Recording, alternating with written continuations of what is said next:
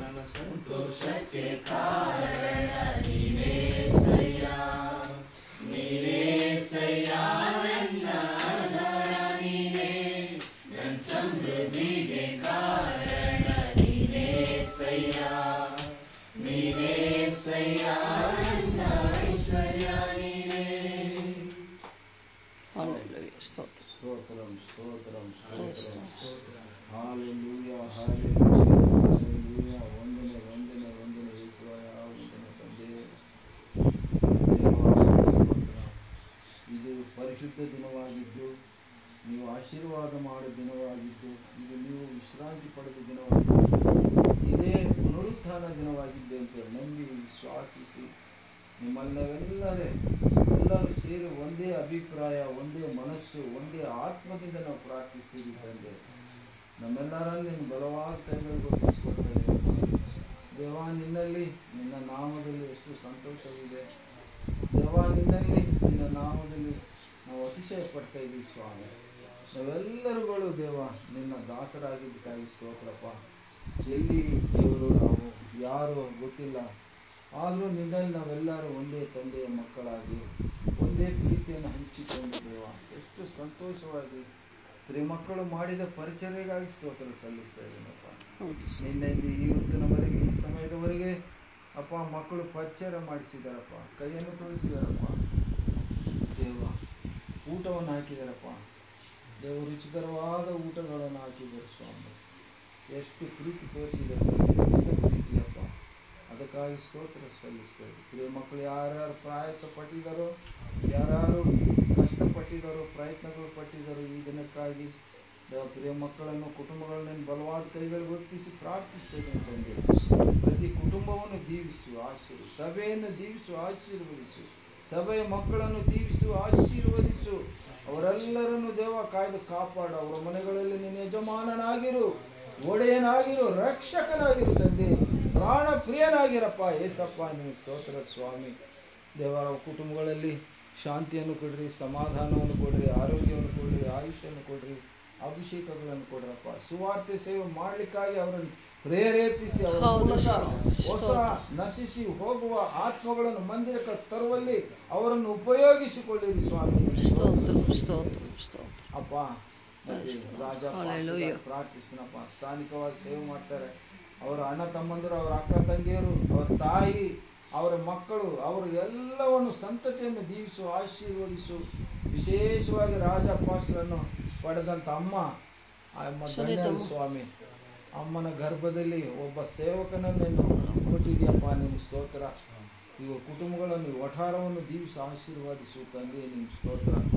ಮನೆಯಲ್ಲಿ ಸ್ವಾಮಿ ಇನ್ನೂ ಏನು ಕೊರತೆಗಳಿದಾವೋ ಆ ಕೊರತೆಗಳೆಲ್ಲವನ್ನು ನೀನು ನೀಗಿಸಬೇಕಾಗಿ ಪ್ರಾರ್ಥಿಸ್ತೀವಿ. ವಾಕ್ಯದಲ್ಲಿ ನೀವು ಹೇಳ್ತಾ ಇದ್ದೀರಿ, ನಿಮ್ಗೇನು ಬೇಕು ನನ್ನನ್ನು ಕೇಳಿದರೆ ನಾನು ಕೊಡುವೆನು ಅಂತ. ಹೌದು ಸ್ವಾಮಿ, ನಿನ್ನ ಪರಿಶುದ್ಧ ನಾಮದಲ್ಲಿ ಕೇಳ್ತಾ ಇದ್ದೀವಪ್ಪ. ಅವರಿಗೆ ಆ ಒಂದು ಕೊರತೆಗಳನ್ನು ನೀಗಿಸಿ ಸುಖ ಸಂತೋಷಗಳನ್ನು ಕೊಡಪ್ಪ, ಶಾಂತಿ ಸಮಾಧಾನಗಳನ್ನು ಕೊಡು.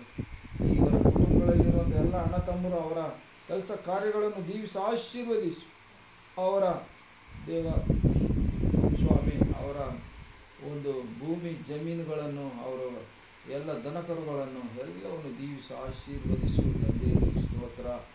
ಈಗ ಸ್ವಾಮಿ, ಈ ಪ್ರಾಂತದಲ್ಲಿ ದೂತರನ್ನು ಇಳಿಸಿ ಯಾವಾಗಲೂ ಕಾಯ್ದು ಕಾಪಾಡು ಸ್ವಾಮಿ.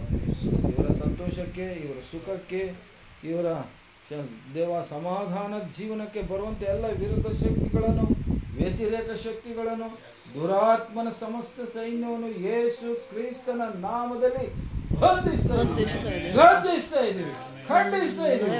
ಲಯಪಡಿಸಿರಿ ಸ್ವಾಮಿ, ಲಯಪಡಿಸಿರಿ ದೇವ, ಲಯಪಡಿಸಿರಿ ತಂದೆ. ಈಗ ನಾವು ಇವರೆಲ್ಲರನ್ನು ಬಿಟ್ಟು ಹೋಗ್ತಾ ಇದ್ದೀವಿ ಸ್ವಾಮಿ.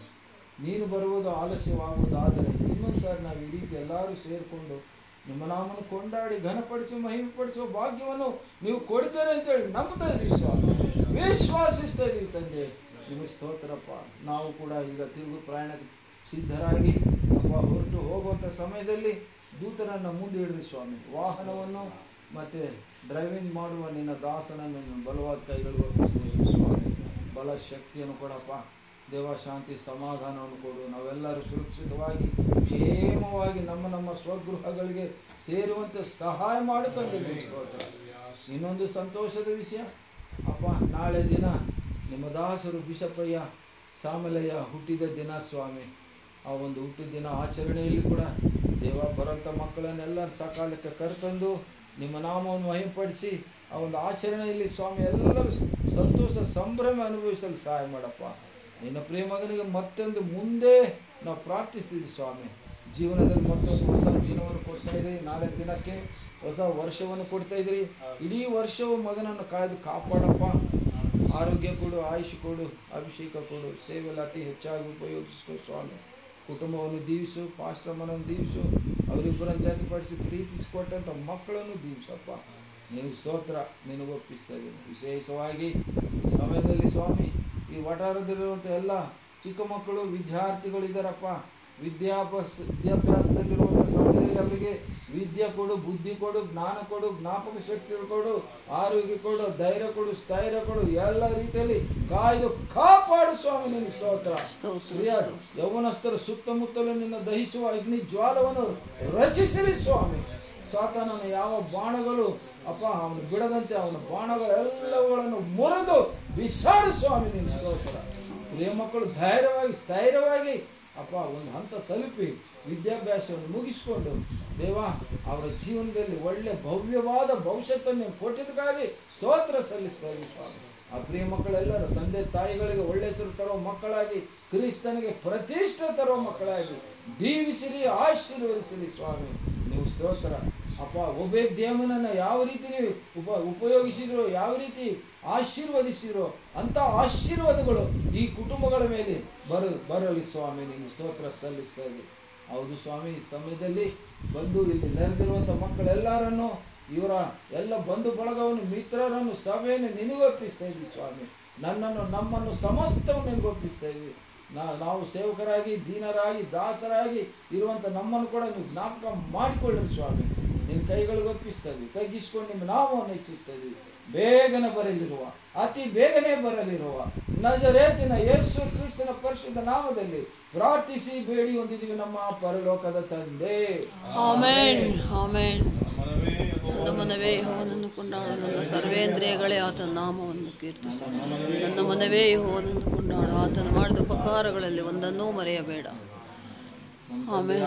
ದೇವರ ಪ್ರೀತಿ, ಯೇಸು ಕ್ರಿಸ್ತನ ಕೃಪೆಯು, ಪರಿಶುದ್ಧಾತ್ಮ ದೇವರ ಸಹವಾಸವು, ಸಹಾಯವು, ಅನ್ಯೋನ್ಯತೆಯು ಸಕಲ ಪರಿಶುದ್ಧರೊಂದಿಗೂ ಸಭೆಯೊಂದಿಗೂ ಸೇರಿ ಬಂದಿರುವ ನಮ್ಮೆಲ್ಲರೊಂದಿಗೆ ಈಗಲೂ ಯಾವಾಗಲೂ ಸದಾ ಕಾಲ ನೆಲೆಯಾಗಿರಲಿ.